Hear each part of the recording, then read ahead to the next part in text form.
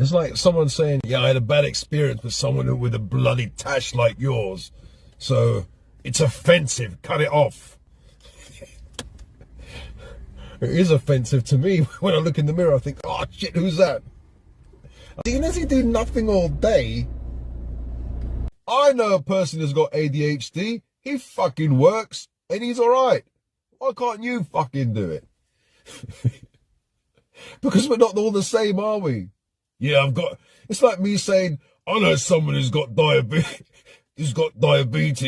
and works, but your brother's got diabetes and he's had his legs chopped off. What the fuck are you talking about? Because we're all different, aren't we? Why is it? Why can't you just do it? Why can't you just wake up in the morning and just write a list of tasks down?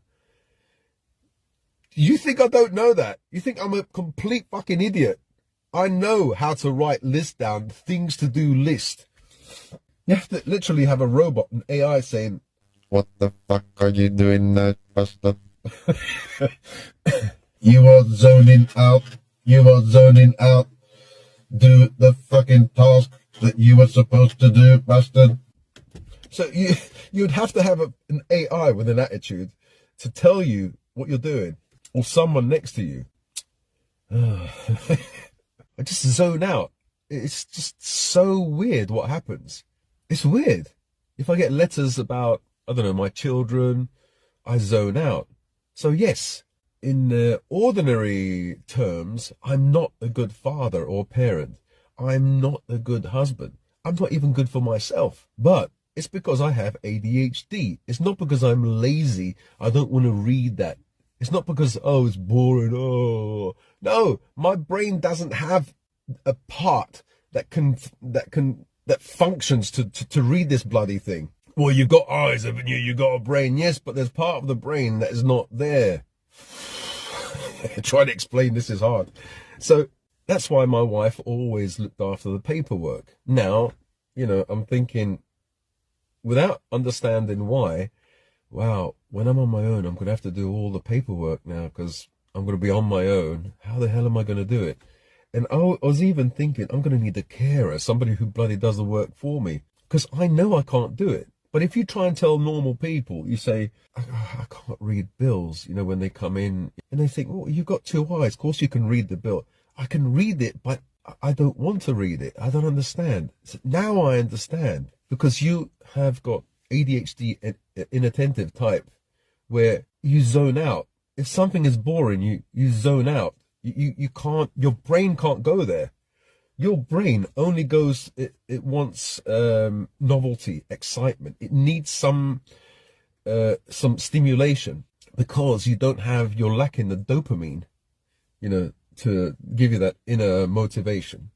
You know, what I say might be wrong, you know, because I might get 90% right, because I've just I kind of figured out that I have ADHD, and I started watching some videos on YouTube and started to understand what it is. Yeah, but the videos are done by psychiatrists, not just influencers. Oh, so going back to my point about ADHD, the inattentive type, that's what I am. There was one guy, neighbour in London, next door neighbour. One day he fucking got pissed off with me, and I thought, fucking bastard, why did he get pissed off with me? So there was we had to go to a funeral of an auntie of mine, and it was just up the road. It wasn't that far, a few roads away. And so I asked him, do you know where this place is? Fucking tall guy. And he goes, oh yeah, you go up the road, turn left, on Purvis Road, turn right. You know where the Harvest Road is, then you go up and turn left.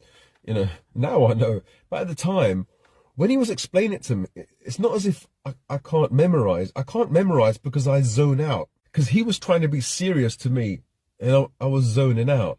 It's like when I was a kid, you know, at school, when a teacher was trying to be serious, I zoned out and I got in trouble. Like, I would look out the window and it'll be, oh, nice, you know, like looking out the window like this, like at school, okay?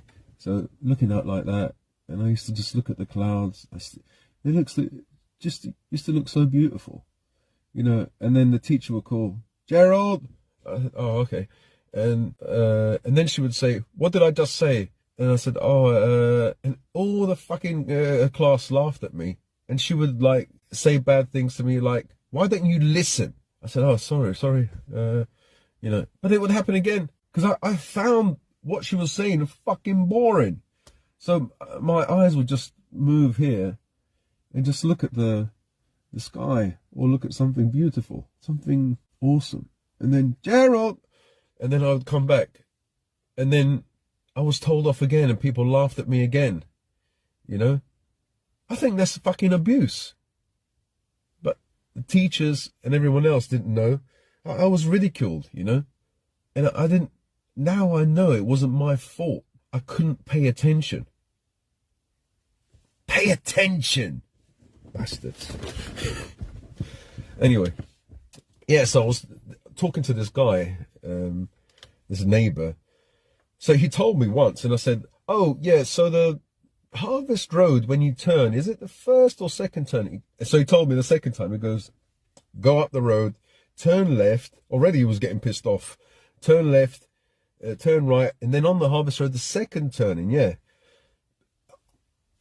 It didn't register because I'm zoning out. The more he's getting pissed off, the more I zone out. So, so I said,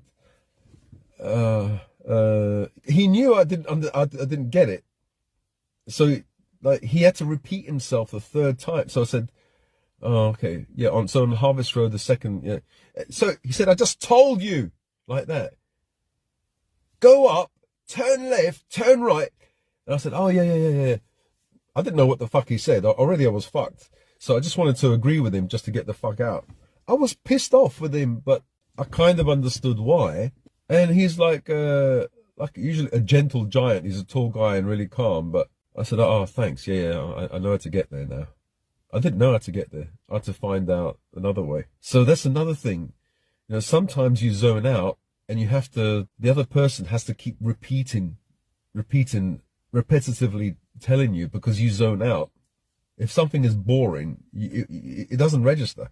Yeah, so now that I understand, I'm starting to understand what ADHD, I look back on my life as a child and yes, so many of those things happened. I remember at school, I was just playing around with my friends. It was dinner time and there was a teacher, this guy with a big beard, big black beard. He said something like, he asked me a question like, you know, you shouldn't do that. I don't know what the hell I did. I was just playing around. You know, the plate was there and we were just, a friend of mine, playing with the forks or whatever. I didn't do anything wrong, I don't think. Or maybe I was just laughing. Yeah, I think I was laughing. So he said something like, stop it. And so I just looked up and I said, oh, no. But I didn't mean to say, no, I'm not going to stop. I just said, I thought he maybe meant, like I did something wrong or will you, I don't know why I said that. So he said, stand up. And I said, oh, yes. So I didn't know what to say. So I was sitting down. He said, stand up. And I said, oh, no. And I stood up and everyone was sitting down in the hall and I was standing up. That's a punishment for about 10 minutes. And I got into trouble because I said the wrong words, the words that I didn't mean to say. I was all red and I was looking down like that. And this is abuse, you know, this is abuse. Those fucking stupid teachers. But mind you, in the 70s, they used to do things like that, put a dunce hat on you, the cone hat, and put you in the bloody corner. They did that to the really naughty kids. I was just shy and just inattentive or whatever. Yeah, so going back to the comments, well-meaning people, they say, okay, well, set goals. Set goals, do this, do that. I know, I really do know, but how can you set goals and achieve all these things if you've got ADHD? How? You can't set goals like a normal person would because you don't have this executive function. The executive has bailed out. So how are you going to reach your goal? See, now I realize why I've had so many goals. You know, when I'm drinking a cup of tea and brainstorming, I'm really brilliant. I think up fantastic ideas. When it comes to actually doing it, I can't do it because I don't have that motivation. I don't have that caffeine. If I had an injection of caffeine whilst I was walking around doing something, or, maybe I could. If you had something that sapped your motivation, I don't know, dopamine or whatever it's called, then it's difficult to achieve goals. So the people who are saying to me, well, it's simple. Just set goals, set small goals, stepping stones to, even if it's, for example, even a stepping stone could be cut up into different tasks.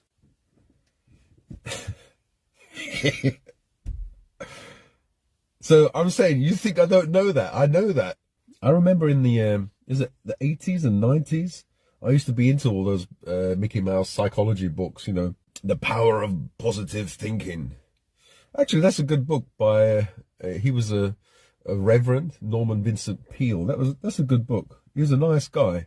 He spoke a lot about biblical verses and positive thinking. But, you had that New Age movement as well. It was a bit New Agey. And I read a few of those books, a good few of those books. There's one book on optimism by McGinnis.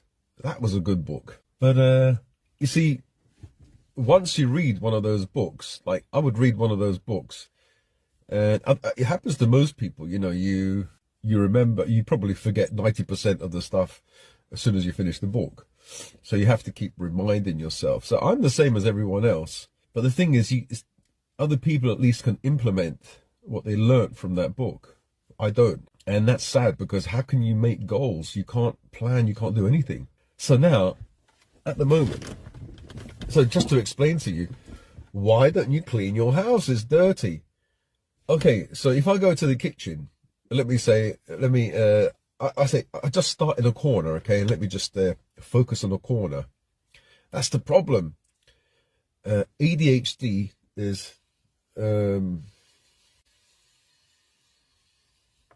attention deficit hyper disorder, hyper focus or hyperactivity or whatever. So what you tend to do is hyper focus. You focus a lot on one thing, or you see, my brain is wandering already because I don't know what the fuck I'm saying. So for example, if I focus on that corner, then it's not a simple task as, oh, let me declutter. No, I find 2 tins of tomatoes. Okay, where can these go? Let me put them in the cupboard. When I go to the cupboard, then I think, oh shit, there's a lot of mess here. So instead of me focusing on that goal and just doing that corner, I get sidetracked and end up doing other things. And so that small task ends up being a fucking, a huge task. So I leave that, and then I go onto the cupboard and I think, oh, there's a fucking mess here. So I start dealing with the cupboard. In the cupboard, I find black chocolate. I think, oh, this is dangerous, because if it falls, if the kids make it fall, it can kill the dogs, or, it's bad for the dogs. So I move them out and I put them into the fridge. I put it into the fridge, into the back section, okay, so for my wife, so the kids can't make a mistake and make it drop. Well, whilst I'm in the fucking fridge, I find some things, I don't know, the orange looks a bit rotten. Ah, shit, let me take it out. And then I think, the whole fucking fridge needs to be done. So then I get stuck there cleaning the fridge.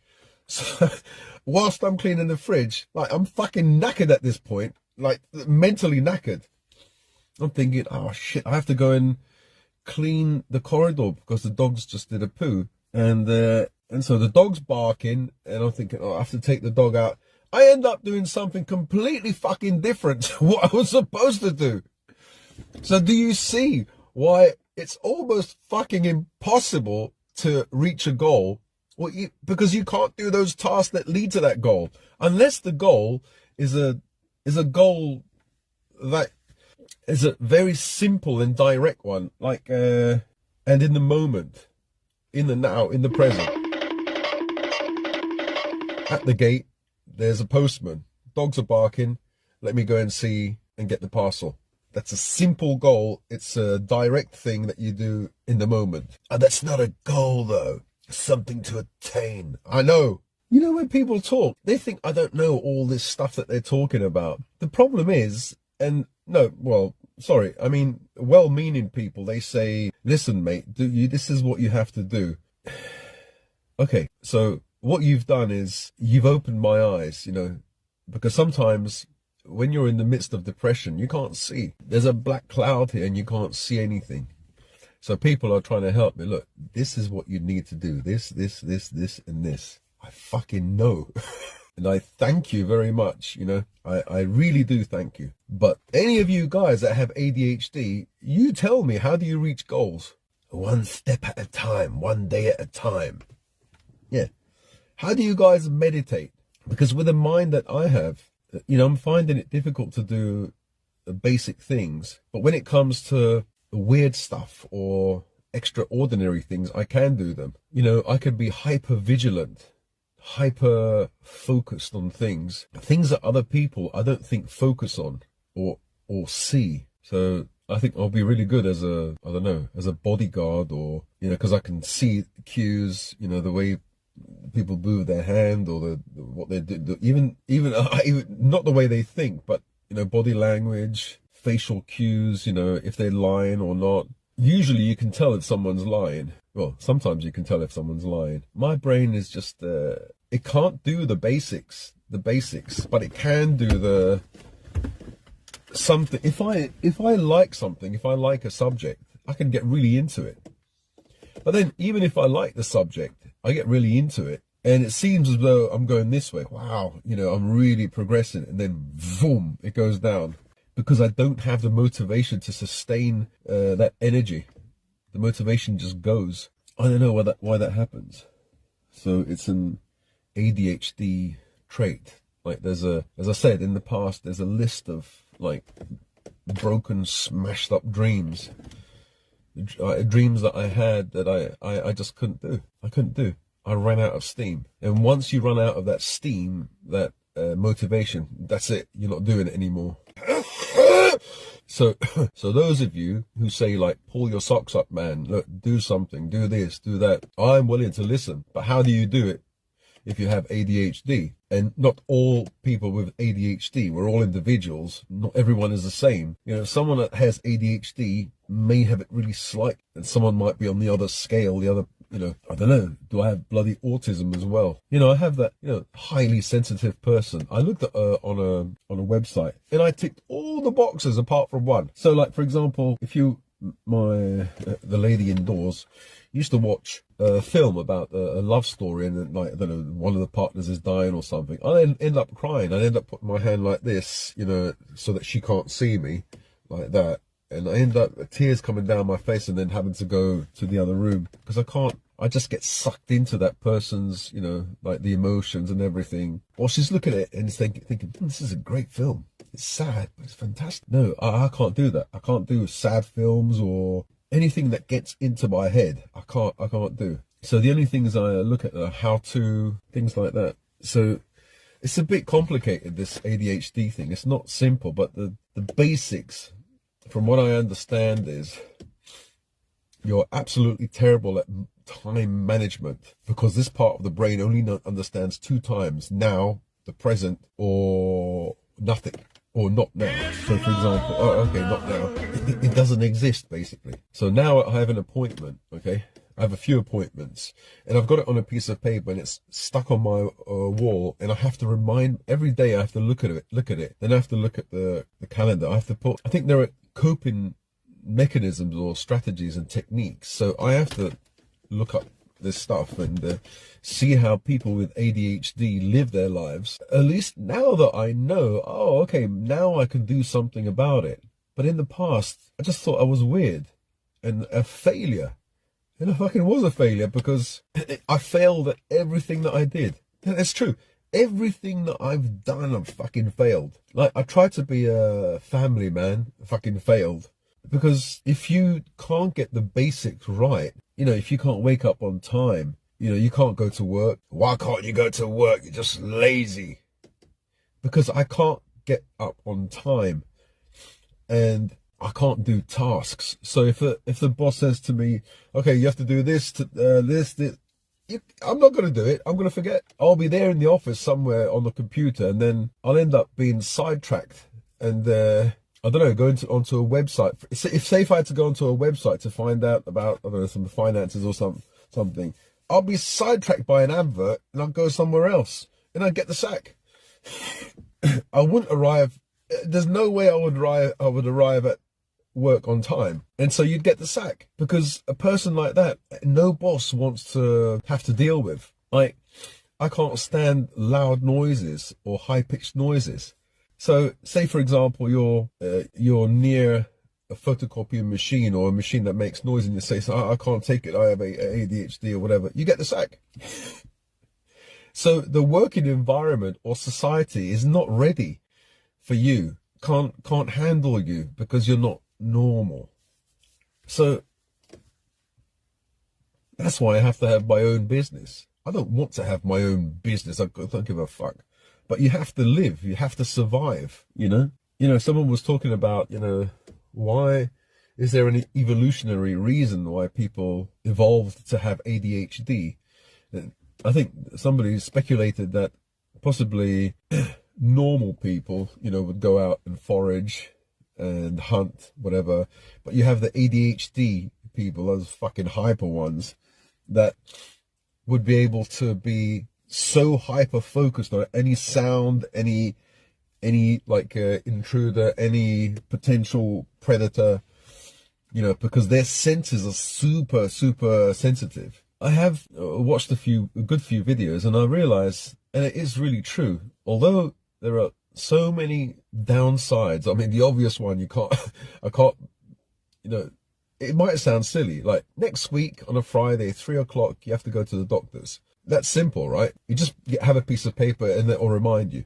I won't go, because I'll forget. Even if that fucking paper is there, if that paper is there looking at me every day, I still can forget. And then what happens is, let's say at 3 o'clock, I know I've been looking at this piece of paper on the wall every fucking day for a month, okay? And then 1 o'clock comes along and I'm looking at it. Oh, I have to get ready. I have to have a bath and everything.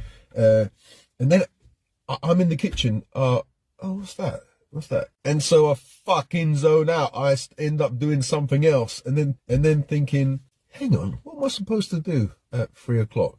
And then I realize, fucking bastard.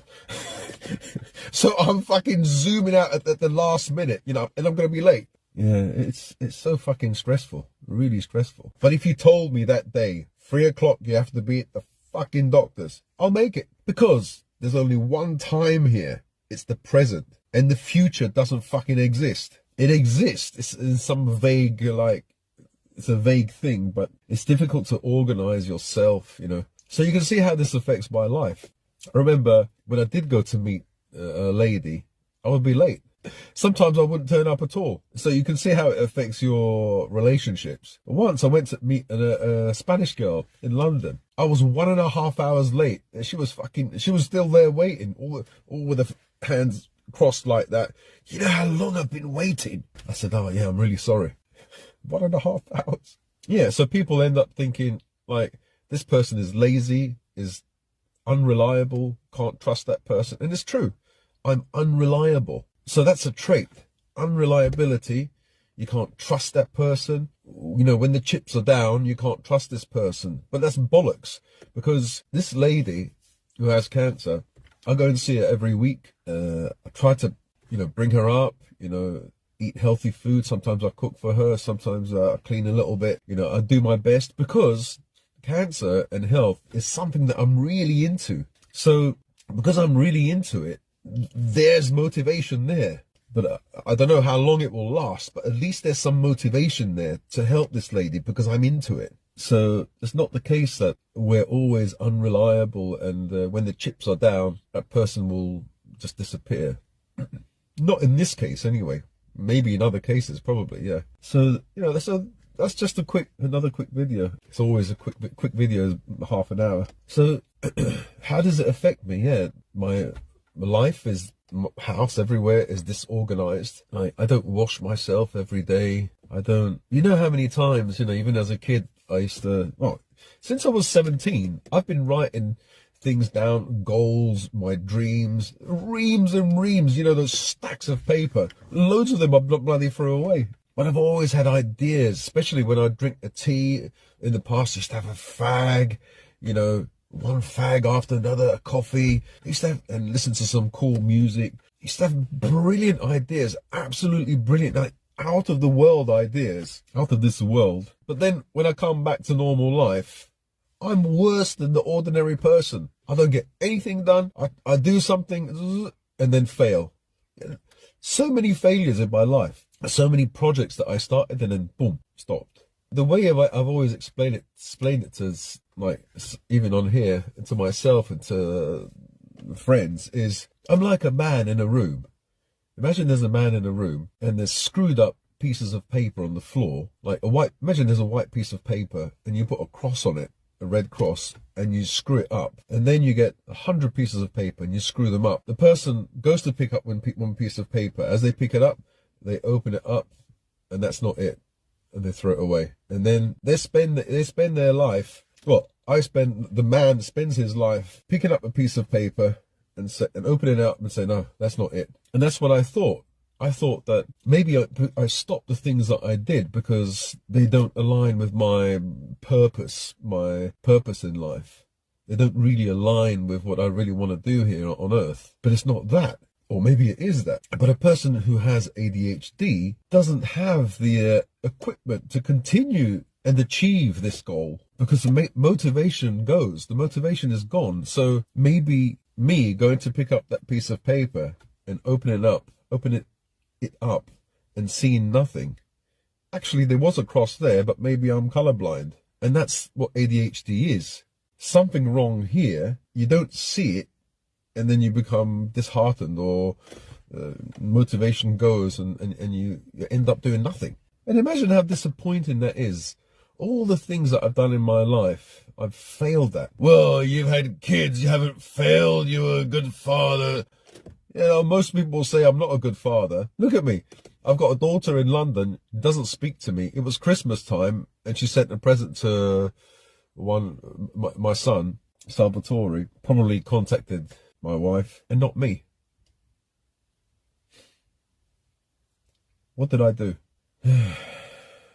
Exactly. Because I didn't do things for her, give her money, you know. And because I'm so evil, so racist, so sexist, you know, all this kind of bollocks. Because basically I come from a different time. I come from 1970s. And so I'm a man, 57, and I'm seen as like, I don't know. We're seen as disposable because our way of thinking doesn't fit with the current woke way of thinking, you know. Yeah, exactly. Yeah, so anyway, I think it's more than that though. It's because I haven't earned money. because I haven't been able to work. I haven't been able to even to do a business because of time management. I can't manage my time. And there's also a question of energy as well. Like, I only have a certain amount of energy. Everyone's got a certain amount of energy. Explain yourself, you bastard. Well, the thing is, when you have this hyper-focus thing, it uses up loads of energy. So you can do more than a normal person does, but then you're knackered, you're tired, you're how do you say, you're exhausted mentally and physically. The thing is, I know from this brain, from this mind, something can come out that a normal brain can't think of. What do you mean? You think you're special or something? Yes, I am, but not special in an egotistical way. Or, well, it sounds egotistical, but no, in a different way. I can't explain it. It's just a feeling. I've always felt that I'm different. I always used to see at school, like there was a girl called Penny Atta, and then there was another Asian, an Indian girl, always got straight A's. And I used to look up to them and think, oh, well, everybody looked up to them and thought, oh, wow, it's so great. And I used to fuck around, playing around, joking. When I was 13, I realized this, but I think it happened years before that. I was the top of my class in maths in one test. Within 6 months, I wasn't even entered in the exam. What happened? What happened was we started to learn things like long division, long multiplication. My brain couldn't take it because it started to get too difficult. My brain found it boring and I switched off. And so what happened was I was also doing art. art, when it comes to art, you don't need that kind of analytical, like that structure. You either have it, the talent, or you don't. And so my art, my scores or whatever, you know, I used to have A +1, A +2, and maths, I just tanked. And so I just thought maybe, oh, I'm just a left brain, no, it's a right brain person, not analytical. So I don't do well with maths, but I'm more creative. But there was lots of other things like looking out the window, stuff like that, and not focusing and getting in trouble at school because, not because I was some bloody evil kid. I used to get in trouble because of that. I got the cane once because of that. So there was this black kid, what's his name? Colin Smith. He's a nice guy. And he goes, there's an Italian girl, and he goes, that's your girlfriend. I said, no, it's not my girlfriend. And so the teacher said, be quiet. And he, as he said, be quiet, I was listening to the teacher, and he whispered to me, it's your girlfriend. It's not my girlfriend. And then the teacher said, Gerald, put your hand out. I had to put my hand out, and bang, I got hit. I wanted to listen to the teacher, but because he said that, I said, no, she's not my girlfriend. And then that's it. Hand out, boom. So I used to get in trouble because I was inattentive. And I was thinking, I was a kid, I was quite innocent. Why did I get, even got punished? Punished by being hit by the teacher, bullied by the teacher, by saying, why don't you listen? And the kids laughing at me. So when I look back, I can see all my ADHD traits. I can see them all. So now I can take steps to kind of cope, because you can't change it. It's not like I take the executive function from someone's brain and stick it inside here. So the brain kind of, I don't know, has plasticity, and you can rewire, you can find, I've had a look at a few videos, and basically I think what they do is you have to have these timetables where you have, I think I used to do this in the past. I tried to make a timetable and put colors, you know, because if you have a timetable and you write down, okay, Monday I'll do this, Tuesday, already it's boring. Already you just zone out. But if there's a timetable there, and Monday in red, you've got written down, you've got a red like button or something. It's just like like for a child, it's color coordinated. You know, you've got a red button saying you have to go to the doctor at 10 a.m. and you can see it clearly. On a Tuesday, there's a yellow button saying, go and play with your son, you know. I have to kind of be like a child in order to be a good father now, to be a normal person. The thing people don't understand is I have to work now super hard to be normal, to try and do the things that normal people do easily. Well, maybe not easily, but do. So it's a curse, but also a superpower at the same time. It's a curse because you've got something missing that normal people have. But what happens is you make up for it with your hyper focus. So the curse, the inattentiveness and hyper focus, yeah, it can get you into trouble. But if you use that to brainstorm, you can find things that other people wouldn't have thought of. Why? Because I can get down into various rabbit holes. And once I get down into a rabbit hole, I'm not satisfied. I kind of go up, and then I see branches. There's another fucking rabbit hole. And then I go up, and then I remember this one here, and I create other fucking rabbit holes. And so I can go down rabbit holes for hours and hours and hours and hours. Maybe 2 or 3 hours I can go down rabbit holes. As long as I've got a few teas, you know, something to motivate me, to give me that dopamine or whatever it is. Caffeine, insulin spike or whatever it is. And also I have to obviously be really, really interested in that subject. But if you say to me, wake up in the morning, you have to clean the room. Fuck me, that takes a lot of motivation, which I don't have. So what do? And that's the problem. I zone out. I space out. If someone's talking to me, like if you were to talk to me and say, oh, you have to make goals and it's easy to make, I'll just be, I'd feel like going like this and falling asleep. Obviously I have to keep my eyes open and say, yeah. But I'm not attentive. I've zoned out already. I don't, if you, at the end of the like few minutes you've spoken to me, you ask me any questions about what you said, I probably 95% I won't even remember because I was off somewhere else. So you'd have to repeat yourself a few times.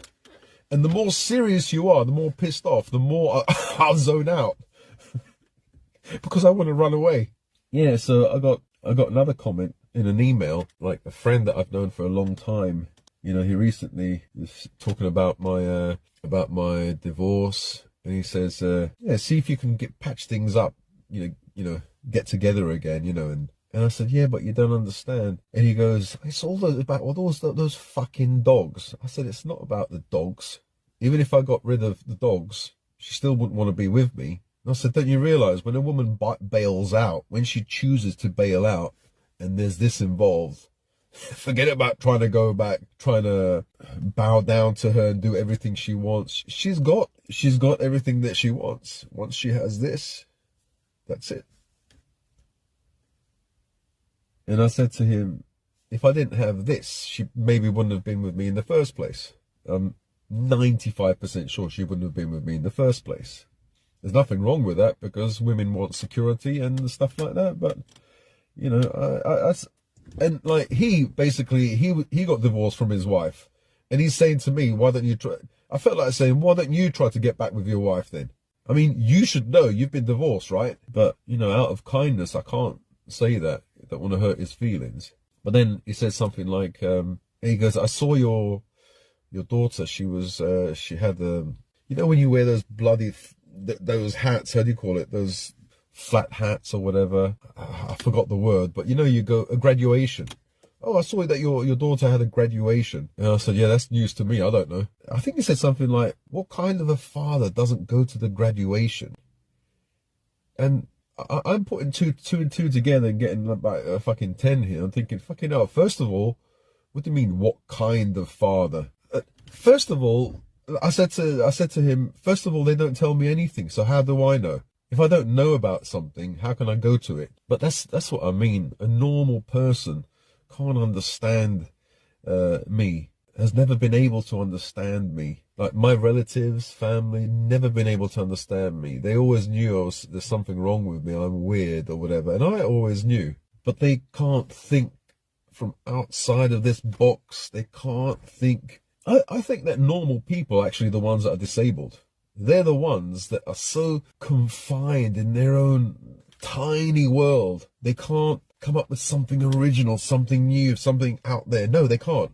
It has to be this tiny fucking thing here. What kind of father doesn't go to his daughter's inauguration or what the fuck, graduation?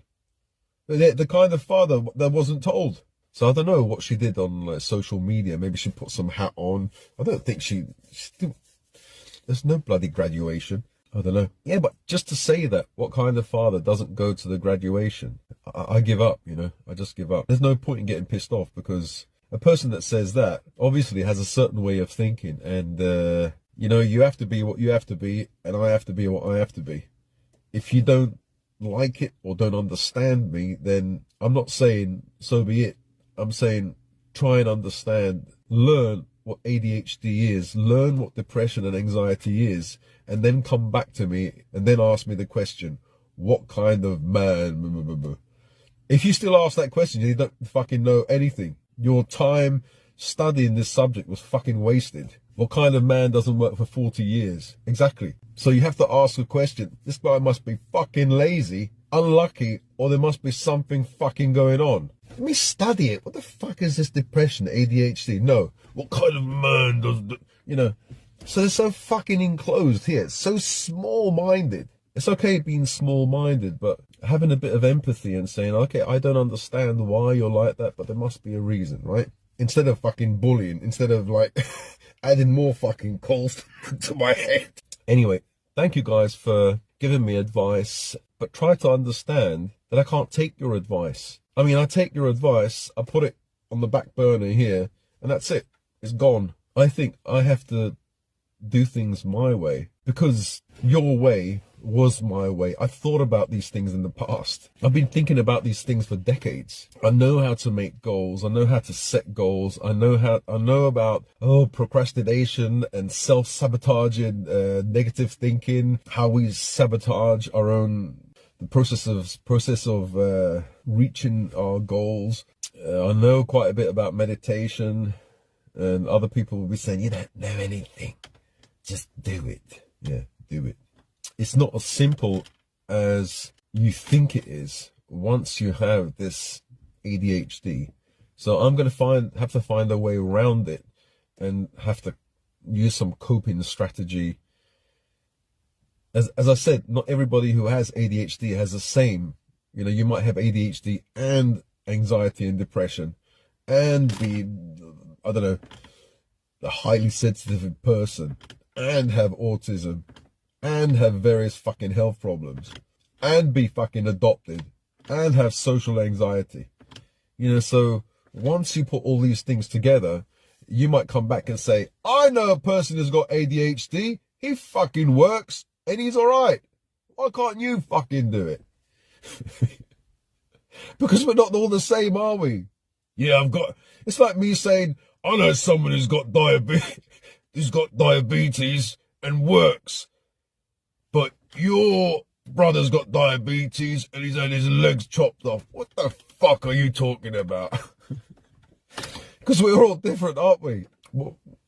One disease process might affect one person one way and another person another way. And the reasons for that are complicated. Well, there are a good few reasons. Bloody hell, okay. I have to shut up now. Yeah, another one of these traits is, like, I can go to the supermarket, and I did a video before, and I thought it was like conversational hunger or starvation, because I don't see anyone for the whole week. Well, it might be, but when I get to speak to someone, I just talk the shit out of their ears. You know, I just go on and on and on and on. So when I come back home, I'm fucking exhausted because I've spoken for the whole fucking week. I'm sure that person, whether it's the cashier or whatever, is like rolling their eyes and thinking, I hope I don't fucking see him next week. Anyway. Yeah. So the question is, do you guys have ADHD? If you guys have ADHD, do you understand what I've been talking about? Like, your friends say to you, just set goals.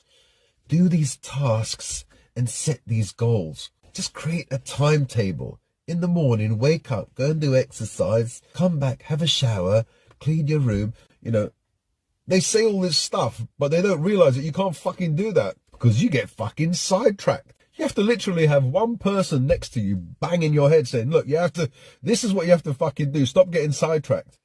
And as you get sidetracked, the person will realize that, boom, look, this is what you have to fucking do. You have to literally have a robot, an AI saying, what the fuck are you doing now, bastard? You are zoning out. You are zoning out. Do the fucking task that you were supposed to do, bastard. So you'd have to have an AI with an attitude to tell you what you're doing, or someone next to you. That would be cool if you had an AI with that like naughty attitude. I'll get him or her or it to reply to all my comments. So going back to my point about meaningless of life, the way I see it is that I'm going to say something that maybe I haven't really said it, because I know if I say this, people will think you're crazy, you're really crazy. How can you? But I have to say it. I mean, this is like therapy for me, so I'm just saying it. I know I'm going to be ridiculed and people are going to say, what a nutter. But that's what I am. Maybe not a nutter, but this is what I am, and I'm not going to hide who I am just because I don't fit in with society. You know, why should I? I've avoided this for a long time, and I don't think I've even said this to a therapist, you know.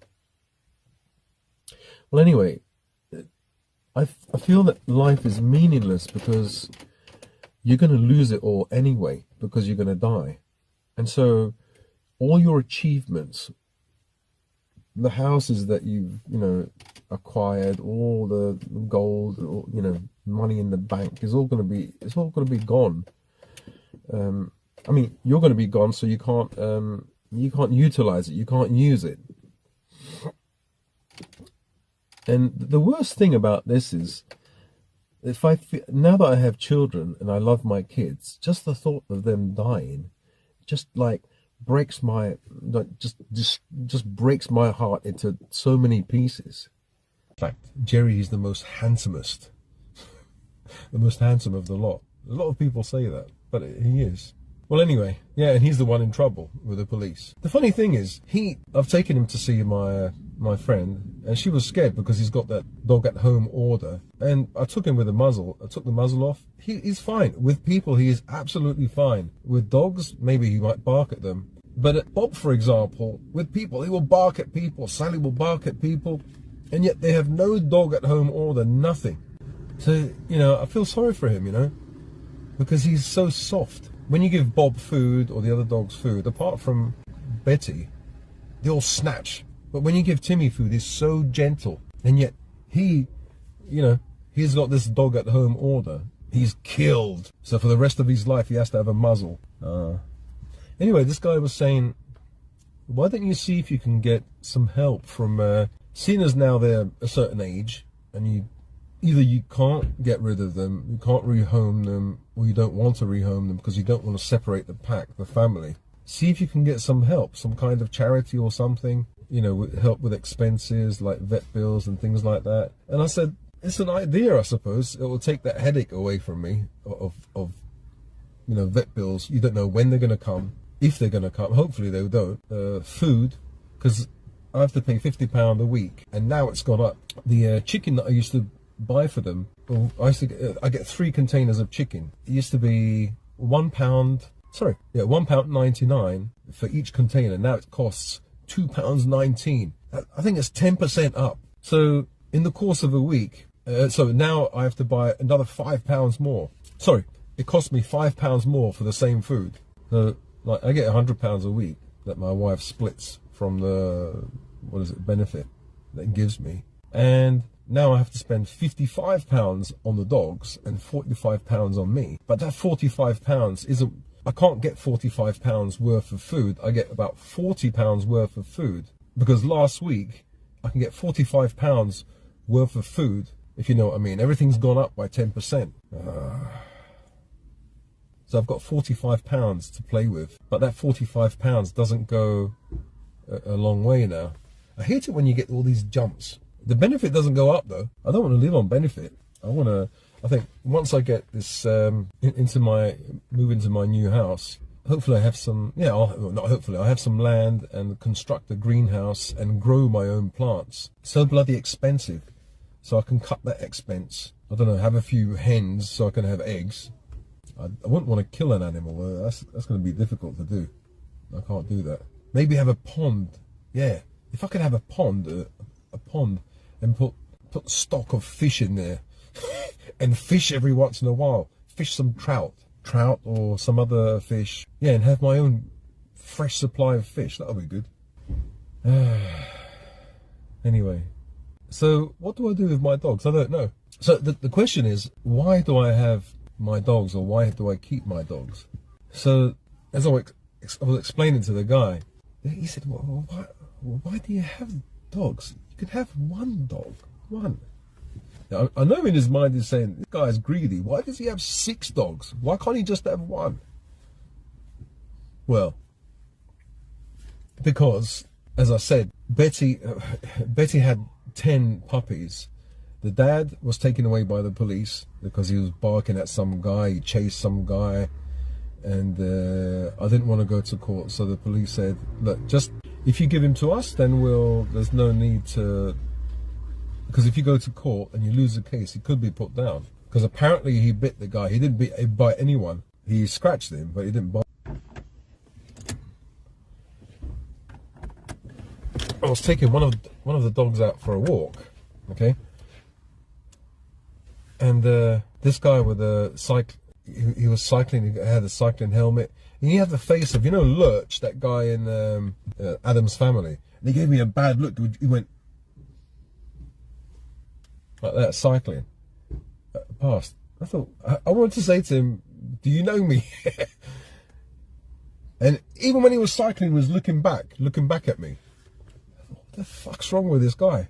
And yeah, it just, that kind of stumped me. I don't know this bloke. Why does he give me a bad look like that? You know, and then, so what happened was, I told her indoors, and I told my daughter, and they said, no, that's him. That's the bloke that we had trouble with. And he keeps giving us a bad look. Bad look. Yeah, some people are just evil. Evil look, evil face. And he told the police, well, he had a bad experience when he was a child. That's not my fucking problem. Go to do some kind of therapy. It's like someone saying, yeah, I had a bad experience with someone with a bloody tash like yours, so it's offensive, cut it off. It is offensive to me. When I look in the mirror, I think, oh shit, who's that? I'm just waiting for this to grow back. Don't worry. And I'll get rid of it in springtime. I'm just doing it to piss my wife off. And it's working. Yeah, so why do I have my dogs? Because when my dad passed away, afterwards I was the S word, you know, in a bad state. And on my birthday they were born. Some of them were born the day before on the 26th, and some of them on the 27th of January, my birthday. They gave me it gave me something to love. You know, I never had puppies, you know, from a litter. One of them died after the first day. After 4 days, another one was squashed by Betty, because that can happen. And so by the time we sold 2 of the dogs, and then, gave 2 away to the Dogs Trust and sold another one, we had our 6th. 5, the babies grew up, you know, after about a year or whatever. And they bonded to me and I bonded to them. You get to a point where you can't then let go. Well, you can let go at any point, but it becomes more and more difficult. You know, they have a relationship with you. You're their dad or their mum, and they'll feel it if you get rid of them, if you give them away. Yeah, you're just rehoming them. No, you're not rehoming them. It's like people say, well, they'll get used to it. Rehome yourself. You go away from your family. Take one of your children away, but it's not the same. I know it's not the same. Some kids are worse. No, but I mean, it's difficult to do. You know, I try to be logical about it. Oh, you have to weigh up the cost to your mental health, financial, stress. But then I think, what if I did get rid of them? Just get rid of a few. It's not that easy. It's not. I was trying to explain to this guy, it's not that easy. Who do you get rid of? And how do you look at that that dog in the face and say, okay, I'm going to get rid of you, Sally, or I'm going to get rid of you, Bob. I've done it. I've tried it. I've looked at them in the face and say, look, I talk to them. I'm sorry, baby, I have to get rid of you. And I start to tear up, and I know I'll regret it afterwards. So I have them and I have stress, and I regret the day they were fucking born, or I get rid of them and I fucking regret me getting rid of them. What do? There's no halfway. Well, sometimes I regret the day they were born, when they poo everywhere, when they start fighting and they jump over the perimeter fence, and I'm worried that the police are going to be called. Because they have no mercy, the police. They don't forget. One more time that Jerry jumps over, and, you know, it's so much as barks at anyone, he's going to be in trouble. So, yes, that's a stress, but what can I do? What can I do? There are reasons why I look after my dogs. They look after me. The obvious one is security. I can keep my doors closed, and even the police has to come with a fucking appointment. They're not coming through any gate, because I've got written down German Shepherds patrolling, and no one comes near the gate. So if they want to come in, I mean, by law, of course, they can come in, but I mean, they'd be trespassing, wouldn't they? They have to have a reason to ring me and say, Mr. Fury, can we come next week at 2 p.m. to arrest you? Is that okay? Well, anyway, yeah. So there's security, you know, I feel really safe with them. There's no gang of men are going to come to the house without me knowing about it. I'm not saying they'll save me. An ordinary burglar with a knife or even a gun, they'll save me, because he'd have to gun down all of them. He'd have to have at least 6 bullets, and they have to all they all have to kill with one shot, because they're gonna steam into him, and they're gonna bite the shit out of him. You know, in the case where a burglar comes into the house, he's not gonna he won't have the chance to fucking even draw that weapon. It will have to be ready like this. And what is he gonna do? Shoot one? Shoot two? What about the rest? They'll gang up on him, and I feel sorry for any intruder that came into the house. So which brings me to another point. I have to socialize them, otherwise they will do something bad. As a group, they're very dangerous. You know, individually they're not. Yeah, it's bad enough, but as a group, they're dangerous. You know, they talk about those XL bullies, those pit bulls. I reckon they can take on at least 2 pit bulls or 2 XL bullies. You know how big they are and dangerous. It doesn't matter. They're a pack. I've had German Shepherds in the past, and I know their weaknesses and their strengths. They're not really strong dogs. You know, on paper, you know, a pit bull, a Rottweiler, these kind of dogs can easily take on a German Shepherd. But as a group, they don't. It's a different animal. It's as if it's one animal. So when you have a group of dogs, like a pack, they work in a group, and so it's not like one animal. No, it is like one animal. It's not like six separate dogs. It's like one dog. It's like an octopus. They work in unison, as they say. That's Sally. She's the instigator of trouble. She's small and yaps, you know, and the rest. She's like the siren, you know, the alarm system. She signals to everyone if there's danger or anything. So was it the other day? Well, not the other day. Many times they might be all sitting on the sofa. Her ears perk up, you know, pick up a sound. She quickly runs, and they all jump off the sofas, and they run into the conservatory as one unit. The only one that doesn't do that is Betty. She's just sleeping because she's mature and she knows there's no real danger. But if there's danger, Betty will get up and start barking if she sees a light or something. So in that sense, they're really, really good. But they're very dangerous. If a burglar did come into the house, the burglar would be in trouble.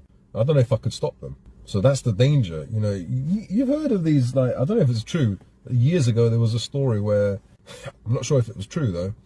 Burglar comes into the house, he falls over and breaks his leg or his arm, and then he sues the guy. He sues the owner because a little bit of carpet wasn't fixed properly. He tripped up and broke his leg.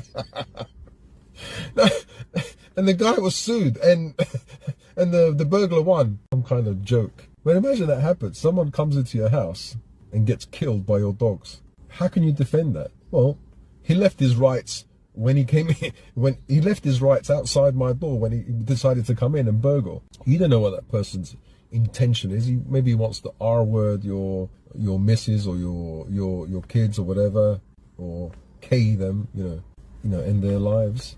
How do you know? They should be coming into your house in the first place. So it's their problem.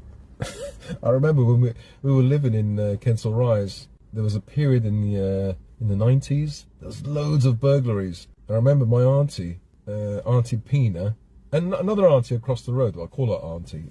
These people, they weren't aunties. Maria. So, and I think either the same guy or the same technique. Auntie Pina, I remember she lived on Purvis Road, and she saw this black guy one day, and there's no black people in the house, right? In the front, like the front hall, and she goes, "Hey, what are you doing?" And he goes, "Oh, I'm looking for John." She said, "Not Johnny here, get out."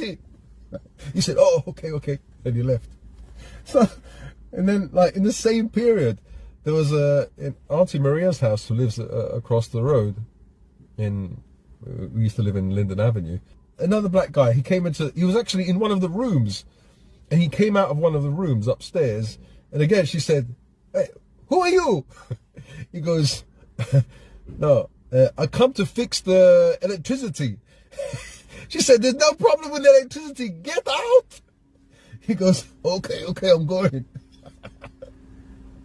There was a serious problem with burglary in the, I think it was the early 90s.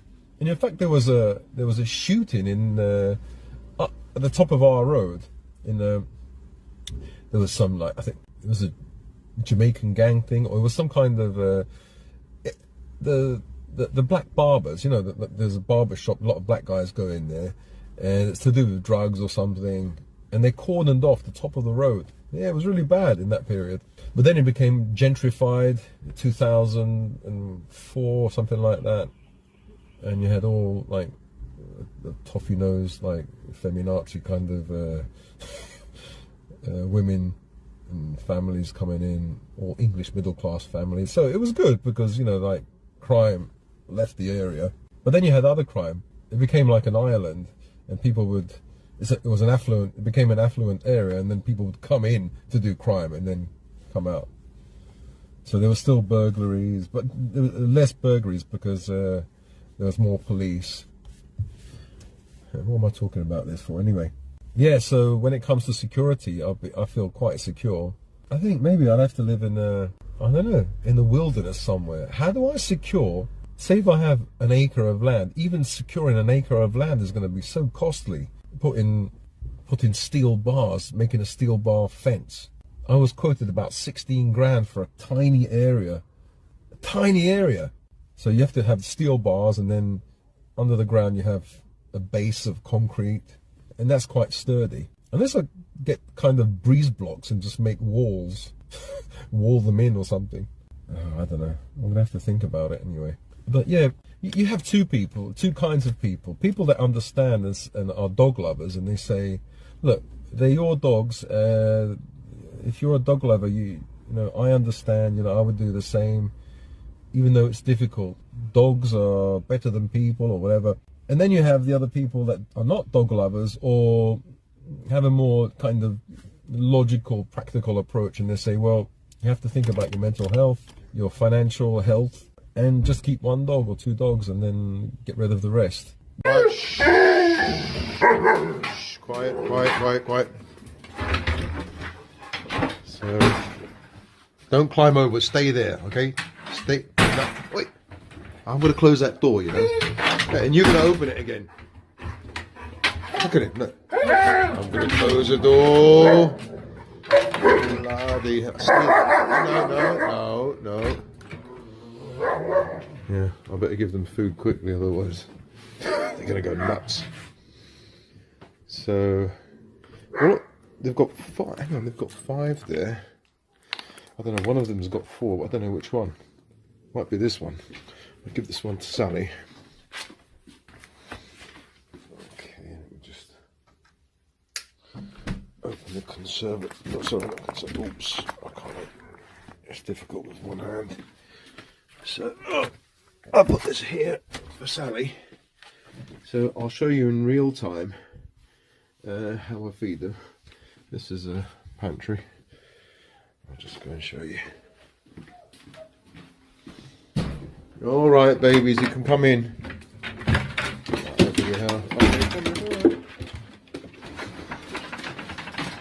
Give you some freedom. Okay, so now let's go and feed Sally. She knows this is her room. Sally, sit. Sit. Good girl. Stay there. Get back. Troublemaker. Sally. Stay.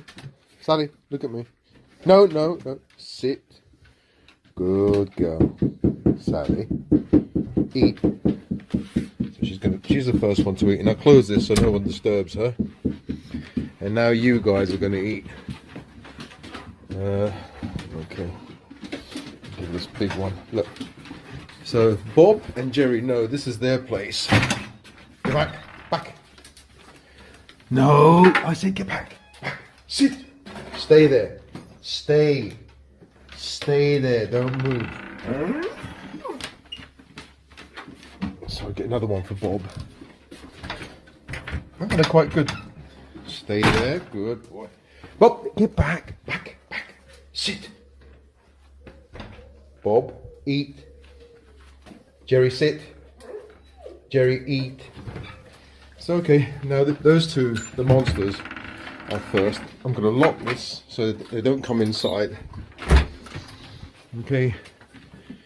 Now I'm going to be feeding Betty. Betty, sit. Stay. Stay. Don't move. Betty, eat. Go on. Now it's... Oop. Stay there. Timmy, sit. Good boy. Eat. And now it's David. Stay. Stay. You're the smart one. Okay, round. Go round. Sit. No. Sit. Come on. Sit. Good boy. Give me a paw. Good boy. Eat. There we go. So they're all eating now. All munching away. So I section them off. He stays in here so they don't fight because